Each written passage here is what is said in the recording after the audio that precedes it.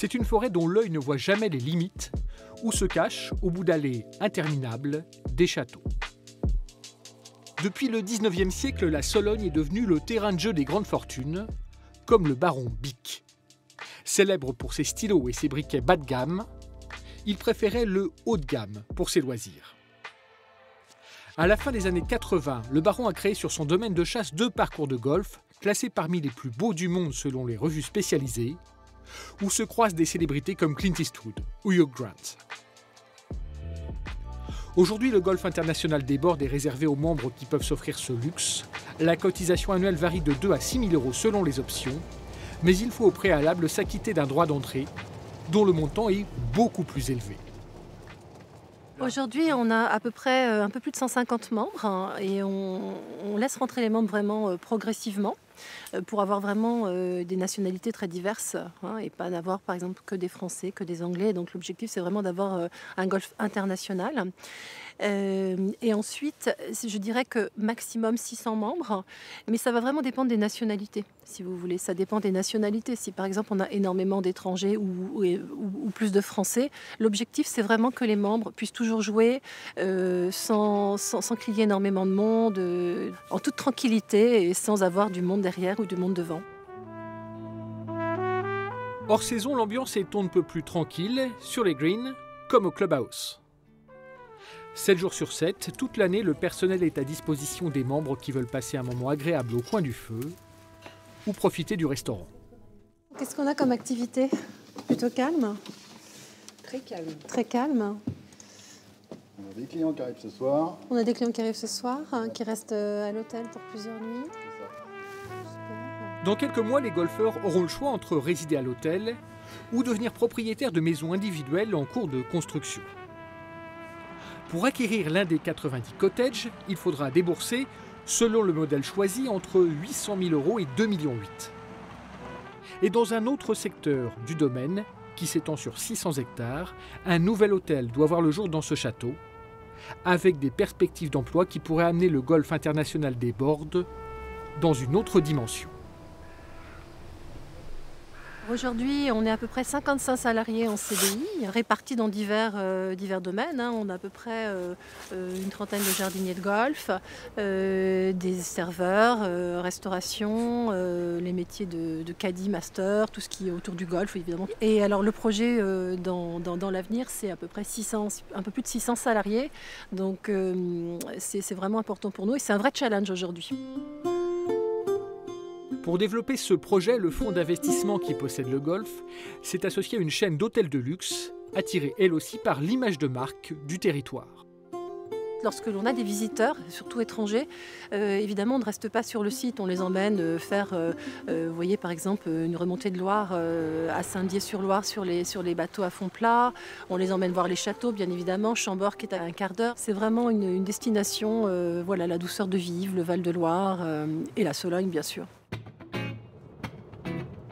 La Sologne, plus attractive que jamais, Thierry Talon est bien placé pour le savoir. Agent immobilier à Romorantin, il est spécialisé dans la vente des grandes propriétés. Il y a certains secteurs où j'ai eu la chance de vendre 3 ou 4 propriétés qui ne sont pas loin les unes des autres. Et quand je passe, souvent, je fais « Ah tiens, voilà, il faudra que je vienne redire bonjour » ou je m'arrête, j'appelle, je viens boire un café. C'est une de mes préférées, celle-ci. Dans son catalogue, certains domaines se négocient à plusieurs millions d'euros. Et pour avoir une belle maison, au calme, avec un grand étang, c'est au moins 1 million qu'il faut investir. C'est le calme, la quiétude. Quand tu te lèves le matin, tu ouvres tes volets, ça doit être magnifique. Les levées, les couchers de soleil. Les vrais Solognos qui possèdent ce genre de propriété sont moins nombreux que les Parisiens. Cet ex-chef d'entreprise fait partie des exceptions.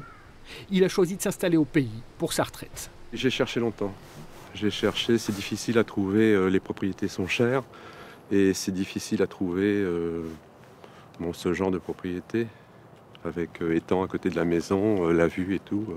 C'était mon rêve et puis non, là j'ai eu le coup de cœur. J'ai eu le coup de cœur, donc j'ai vraiment dépensé tout ce que j'avais pour l'acheter. Voilà. c'est un marché qui est très tendu. On a beaucoup plus de demandes que de gens qui veulent vendre. Le marché 500, 700 000, on a une vraie pénurie parce que dès qu'on vend un appartement à Paris, les gens viennent avec cette somme juste sur la vente d'un appartement et ils peuvent avoir une petite propriété en Sologne. Alors soit pour de la chasse ou soit pour du loisir, de l'agrément. Le marché des belles propriétés est limité car les acheteurs les conservent en moyenne 12 ans. L'un des moyens de s'installer dans le secteur est de profiter du morcellement d'un grand domaine à l'occasion d'une succession. Avant, on avait des gens qui venaient d'un certain niveau social, des gros chefs d'entreprise, etc. Et maintenant, on arrive à accéder à la propriété en Sologne, des cadres ou des gens qui veulent prendre leur retraite. Ça a évolué de ce côté-ci. Des Parisiens qui rêvent de Sologne, Thierry Talon en a plein son carnet d'adresses. Quand ils trouvent ce qui correspond à leurs critères, ils doivent réagir vite, ce qu'a fait cet avocat en retraite il y a quelques mois. Bienvenue. Pas trop près de l'autoroute parce que pour le bruit, mais la proximité relative de Paris, oui.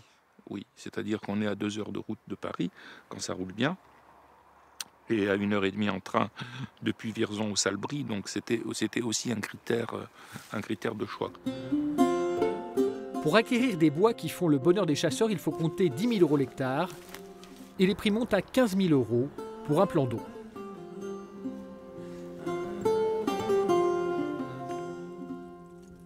Il y a des bécasses là. Il y en a? Oui. Ouais. Très bon bécasses. Et les pigeons, toujours pas. Non, toujours pas. Désert. C'est. Les sangliers. C'est une plaie. Non, sérieux. Il va falloir faire quelque chose. Sérieux. En plein jour. Bah oui. Là, à 100 mètres de la maison, on les a.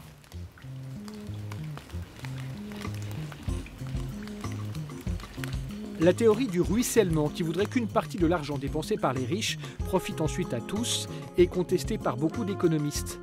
Mais en Sologne, certaines entreprises comme les armureries prospèrent grâce au bon plaisir d'une clientèle d'élite. Elle a besoin de munitions, elle a besoin de vêtements pour s'habiller, mais aussi elle tombe en panne, donc il faut réparer. Et il faut réparer tout de suite parce que le besoin est immédiat. La chasse, c'est pour le week-end, donc j'arrive le samedi, je suis en panne, il faut que le dimanche matin, je sois équipé. Voilà. Et puis d'autres besoins, c'est-à-dire coup de cœur sur une arme que nous avons en exposition. Ce que vous avez ici, c'est donc un fusil à platine. Pour vous montrer la petite gravure qui est du petit bouquet anglais. Donc vous voyez, c'est très fin et ça demande beaucoup d'heures de travail. Pour les plus beaux calibres d'une prestigieuse marque anglaise, il faut compter 15 000 €. Ici, le chasseur doit trouver tout ce qui lui sera nécessaire ou superflu, si besoin sur mesure, et l'activité se développe. Les 2 gérants viennent de recruter une 6e salariée. Nous vivons directement de l'activité chasse, de par notre métier, mais de par les gens qui ont acheté des propriétés en Sologne, qui font vivre les artisans, les commerces de bouche, de par les gens qui viennent chasser en Sologne de l'extérieur, tout ce qui est hôtellerie, restauration, tous ces métiers vivent des retombées de la chasse. Les gens qui travaillent dans ces propriétés. En Sologne, pratiquement chaque personne dans sa famille, il y a quelqu'un qui vit directement ou indirectement de la chasse aujourd'hui. Quelques beaux cerfs qui traînent. Donc en général, le cerf, il laisse pas les gardes derrière. Donc là, la trace est ronde, mais il n'y a pas les gardes, alors que le sanglier, on voit les 2 gardes derrière. En 30 ans d'activité comme garde-chasse, Christian Bédrune a appris à connaître les comportements du gibier et les attentes des propriétaires qui lui ont confié la gestion de ce domaine de 140 hectares. Alors, les grettes. Les exigences, c'est déjà que le territoire soit entretenu, très bien entretenu, qu'on puisse circuler, Après, les exigences du travail de garde, c'est-à-dire avant tout que la chasse soit peuplée d'animaux et qu'il y ait un tableau en fin de journée. Que les chasses se déroulent très bien. Et pour savoir dans quel domaine on trouve les plus grosses concentrations avant les week-ends de chasse, le garde d'aujourd'hui a ses techniques. La vidéosurveillance, ça n'est pas uniquement en ville ou dans le métro.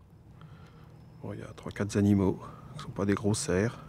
C'est un appareil photo avec une détection infrarouge. Et dès qu'il y a quelque chose qui coupe le rayon infrarouge, il est pris en photo. Alors que ça soit un animal, renard, sanglier, cerf, mais ça peut être aussi quelqu'un aux champignons ou quelqu'un qui se balade. Le garde observe le gibier, mais il l'incite en plus à rester sur des zones où il est sûr de trouver de la nourriture qu'on a préparée pour lui. C'est ainsi que dans ce secteur de l'ouest du Loiret, les cerfs se déplacent en troupeaux et les sangliers prolifèrent. Le bonheur des uns fait le malheur des autres. Tant pis pour l'agriculteur qui travaille sur la propriété voisine. Ici, l'espèce rare qu'il faudrait protéger, c'est le paysan, dont les efforts sont ruinés par les ravages du grand gibier. Ça, il faut le remettre en état. Il y a des fois, il faut le ressemer parce que si c'est bien massacré comme ça, il y a une partie de l'herbe qui ne redémarre pas, ou de la mauvaise herbe, ou des chardons, parce que derrière les dégâts de sanglier, c'est aussi des chardons qui redémarrent souvent. Sur les 27 ans passés, je peux facilement estimer à 180 000 € de dégâts, de ce que m'a coûté le grand gibier. Dans 3 ans, Jean-Marc Vallée prendra sa retraite et il sait déjà qu'il n'aura pas de successeur. Les propriétaires des terres qu'il exploite auront intérêt à vendre à des chasseurs. Les prix ont tellement augmenté ces dernières années que les agriculteurs ne pourront pas suivre. Le paysan, il a le droit de préemption pour acheter, pour cultiver, mais alors au prix où ça se vend plus cher qu'en Beauce. On entend des prix de 10, 12, 15 000 € l'hectare. Donc pour travailler la terre, non, c'est pas la peine, il faut se sauver, ça passe pas. Partout en France, des milliers d'hectares de terres agricoles disparaissent chaque année sous la poussée de l'urbanisation. Mais en Sologne, c'est la forêt qui gagne du terrain sur les champs et les pâturages. En Loir-et-Cher, on voit que la perte de surface agricole est beaucoup plus marquée en Sologne. Sur la zone en vert à droite de la carte, elle atteint 25% sur la période 2010-2018. C'est vrai que quand on commence à se retrouver tout seul, ou qu'il y a 2 ou 3 dans ces secteurs-là, et avoir... moi, je sais que moi, le premier, si c'était à refaire, je me réinstallerais paysan, oui, mais alors surtout pas dans ces zones-là. Parce que Sabot est un beau coin, et puis là, pour le coup, je suis sur une ferme que tout est groupé, en élevage, c'est le rêve. Mais non, des dégâts de gibier, on tente le coup parce qu'on ne sait pas où on met les pieds, mais moi, ce sera à refaire, je ne le referai pas. En Sologne, le gibier se chasse à coups de fusil, mais c'est l'argent qui chasse les agriculteurs. La disparition programmée de cette espèce devenue gênante va modifier les paysages. L'effacement des zones ouvertes qu'ils entretiennent aura un impact sur la biodiversité.